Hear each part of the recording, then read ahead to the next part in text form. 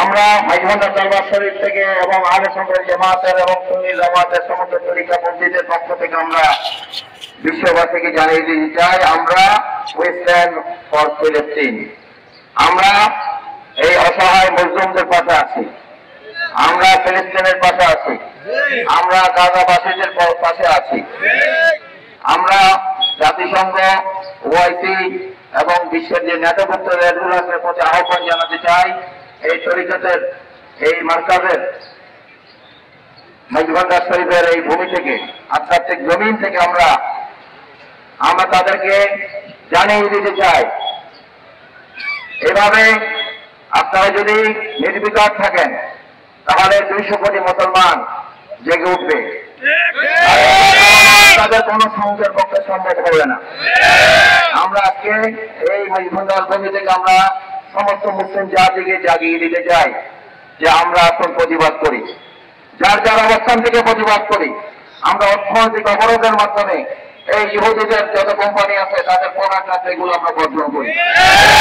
মনে রাখবেন, কোন প্রতিষ্ঠানে হামলা করবেন না, লুটপাট করবেন না।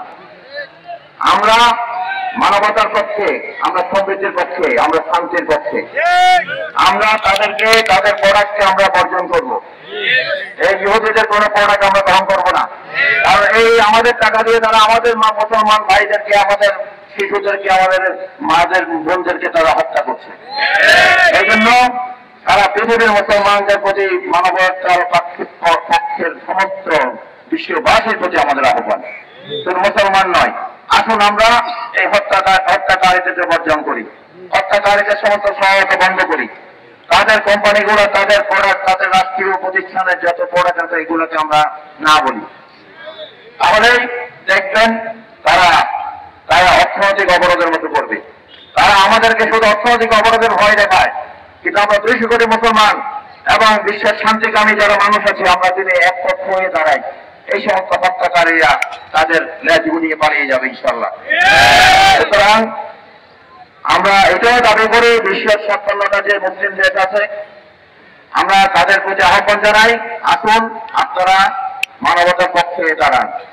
আপনারা নিজেদের গভীর ভয় না করে, চিন্তা না করে আপনারা মুসলিম উম্মার পক্ষে দাঁড়ান, মজলুমের পক্ষে দাঁড়ান, এবং দরকার হলে একটা মুসলিম সংঘ দাঁড় করান, মুসলিম জাতিসংঘ, যেটার মাধ্যমে একটা ইসলামিক আর্মি থাকবে, যেটা বিশ্বের এই নিপীড়িত অসহায় মানুষদের পক্ষে, মুসলিম মানুষদের পক্ষে দাঁড়াবে।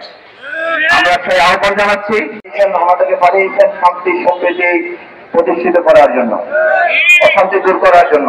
এই জন্য প্রত্যেকেই আমরা একজন প্রতিনিধি হয়ে আমরা কাজ করবো, প্রত্যেকে যার যার অবস্থান থেকে আমরা ভূমিকা রাখবো। আল্লাহ আমাদের কবুল করুন।